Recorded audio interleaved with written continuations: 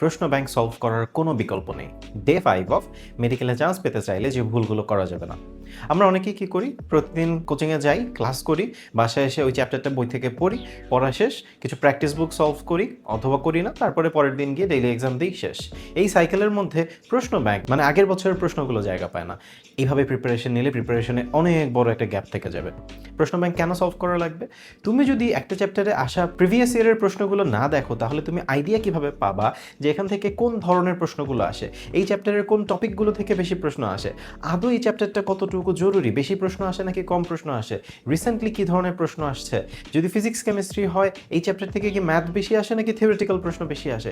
কোনো আইডিয়াই তো তোমার থাকবে না যদি তুমি আগের বছরের প্রশ্নগুলো সলভ না করো। তাহলে অবশ্যই একটা চ্যাপ্টার পড়ার আগে এবং পরে দুইবার প্রশ্ন ব্যাংক সলভ করতে হবে।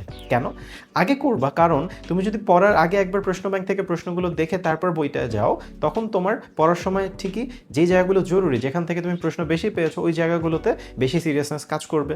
আবার পড়ার শেষে যখন তুমি আবার প্রশ্ন ব্যাংক দেখবা, তখন যাচাই করতে পারবা যে আমি যা যা পড়েছি সেখান থেকে এখন কি প্রশ্নগুলোর উত্তর পাচ্ছি। এই প্রসেসটা ফলো করলে তখনই তোমার প্রিপারেশনটা কমপ্লিট হবে। সো মেডিকেল অ্যাডমিশন টেস্টে চান্স পেতে চাইলে